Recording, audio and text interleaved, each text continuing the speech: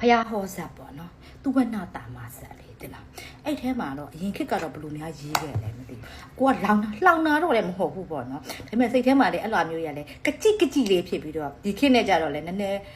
ကွာဟနေတာမျိုးပေါ့နော်အဲ့ခေတ်ကပဲထိုင်ရေးဆရာတွေကကိုညွန့်ပြီးတော့မယ်ဝင်ကားဘုတ်ဒီအလင်းကလေးနဲ့ရေးခဲ့တယ်လားပေါ့ထင်တာဘာလဲဆိုတော့လေသူ့အဖေဒီသူဝနာတာမရဲ့အဖေနဲ့အမေ father and mother ပေါ့ကွယ်သူ့ဖေဒုက္ကူလာနဲ့ပါဠိကသူဝနာတာမကိုထွက်ဖို့ဆိုဒုက္ကူလာနဲ့ပါဠိကလာချက်တော်ကိုလက်တော်နဲ့ရစ်လိုက်တာသူ့အဖေဟာသူ့အမေရဲ့ချက်ကိုလက်တော်နဲ့ရစ်လိုက်ပြီးတော့မှ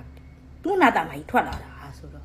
ဟေးလို့သူ့ဖေနဲ့သူ့မေရမ်းစွမ်းတာပဲလက်နဲ့ရင်းအောင်နဲ့နေဗိုက်ကြီးတယ်တော့လို့တဲစွမ်းတာလို့ဒါမျက်စောင်းလေးအရင်ခက်ကလို့လက်နဲ့ရှိုံမျက်စောင်းလေးထိုးယုံနေနေလို့တရားရည်စဉ်တောက်ယုံနေနေလို့ဗိုက်ကြီးတဲ့ခက်ဟာလို့အရမ်းမြန်တယ်လူဖြစ်မြန်တယ်လို့ပြောတာဒီခက်ဆိုတော့လူနဲ့ပြရအောင်လေဒါမှမဟုတ်ရင်ပဲဒီနားကြလို့ကမူစကူဒူးတာကိုပဲနားကြလို့ကချက်တော်ကိုလက်တော်နဲ့ရစ်လိုက်တယ်လို့ပဲပြောလိုက်တာလားမသိဘူးပဲဒီခေတ်ကြတော့လည်းနည်းနည်းရည်စရာကြီးဖြစ်နေတာပေါ့နော်လှောင်တာတော့မဟုတ်ဘူးတက်တာဒါကြကြရင်လည်းကျမတို့လည်းငရဲအိုးတဲ့တွေကိုအရှင်လက်နဲ့သူတို့ပြောတာနဲ့ဒီငရဲအိုးတွေကိုပြောင်းနေ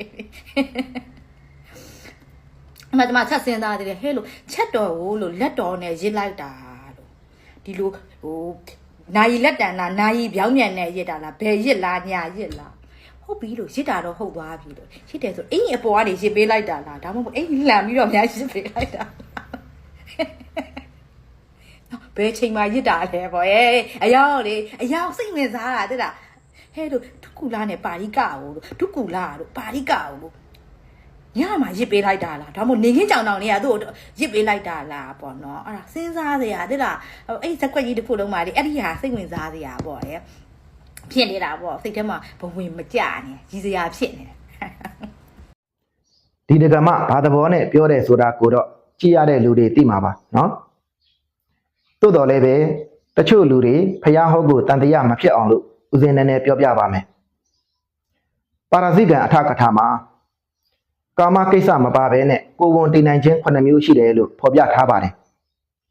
အဲ့ဒီ9မျိုးကဘာတွေလဲဆိုရင်1ယာဂစိတ်နဲ့ကိုယ်လက်နှီးနှောပွေ့ဖက်သဖြင့်တည်နိုင်ခြင်း2ယာဂစိတ်နဲ့ခန္ဓာကိုယ်ရှိအဝတ်ပစိုးတို့ကိုထိတွေ့ကင်တွယ်သဖြင့်တည်နိုင်ခြင်း3ယာဂစိတ်နဲ့တုတ်ရည်ကိုမျိုးသွင်းသဖြင့်တည်နိုင်ခြင်း4ယာဂစိတ်နဲ့ချက်ကိုသုံးသက်သဖြင့်တည်နိုင်ခြင်း5ယာဂစိတ်နဲ့တဆိမ့်ဆိမ့်ကြည်ခြင်းဖြင့်တည်နိုင်ခြင်း6ယာဂစိတ်နဲ့အနံ့ကိုရှုရှိုက်သဖြင့်တည်နိုင်ခြင်း9ယာဂစိတ်နဲ့အတန်ကိုနားထောင်သဖြင့်တည်နိုင်ခြင်းတို့ပဲဖြစ်ပါတယ်ဒါဟာကာမကိစ္စမပါဘဲနဲ့ကိုယ်ဝန်တည်နိုင်ခြင်း9မျိုးပဲဖြစ်ပါတယ်သို့တော့အဆိုပါကိုယ်ဝန်တည်နိုင်ကြောင်း9မျိုးဟာအလွန်ဖြစ်နိုင်ခဲ့တာကြောင့်တခါတရံမှဖြစ်တယ်လို့ဆိုပါတယ်အမြဲတမ်းမဖြစ်ပါဘူးเนาะအဆိုပါကိုယ်ဝန်တည်နိုင်ကြောင်း9မျိုးထဲမှာချက်ကိုသုံးသက်သဖြင့်တည်နိုင်ခြင်းဆိုတဲ့အချက်ပါတာကြောင့်ဖျားအလောင်းသဝနာကာမဟာအဲ့ဒီအချက်နဲ့မွေးတာဖြစ်ပါတယ်ဒါကိုယုတ်တိရှိပါသလားလို့မေးရင်ယုတ်တိရှိပါတယ်လို့ပဲဖြေရမှာဖြစ်ပါတယ်ဘာကြောင့်လဲဆိုရင်ဗျိုင်းအောင်နဲ့ဗျိုင်းနှံတို့သည်မိုးချင်းတန်ကိုကြား၍ကိုယ်ဝန်ယူကြတယ်လို့ဆိုပါတယ်ဒါကိုစာတင်ပို့တဲ့ယဟန်မှန်သမျှသိပါတယ်နောက်ပြီးတခါတရံမှာတချို့သောကျက်မတို့သည်ကျက်ဖားဤတွန်တန်ကိုကြားရသဖြင့်ကိုယ်ဝန်ယူရတယ်လို့ဆိုပါတယ်ဦးစင်းရဲ့အတိတယောက်တကားအိမ်မှာကြက်တညင်လေးတွေမွေးထားတာတွေ့လို့ဒီကြက်တညင်လေးတွေဘယ်ကပေါက်တာလဲလို့မေးတဲ့အခါမှာသူ့အိမ်ကရှိတဲ့ကြက်ကြီးကပေါက်တာလို့ပြောပါတယ်ကြက်ကြီးကကြက်တညင်ပေါက်သလားလို့မေးတဲ့အခါမှာသူ့အိမ်ရှိချောင်းတစ်ဖက်ကအိမ်ကကြက်တညင်ရဲ့တွန်တန်ကိုကြားလို့ဒီလိုကြက်သေးသေးလေးတွေပေါက်တာပါလို့ပြောပါတယ်ဒါဟာလက်တွေ့ပဲဖြစ်ပါတယ်ဗျိုင်းအောင်နဲ့ဗျိုင်းနှံတို့တောင်မှမိုးချင်းတန်ကြား၍ကိုယ်ဝန်ယူသေးရင်တခါတရံမှာတချို့သောကြက်မတို့တောင်မှကျက်ဖားဤတွန်တန်ကိုကြားရ၍ကိုယ်ဝန်ယူသေးရင်ချက်ကိုလက်နဲ့သုံးသက်တာကြောင့်သောနာတာမကိုမွေးတယ်ဆိုတဲ့အချက်ဟာယုတ်တိရှိပါတယ်နော်သို့တော်လည်းပဲတခါတရံမှဖြစ်တယ်ဆိုတာကိုတော့သိထားဖို့လိုပါတယ်နားလည်ကြပါစေနော်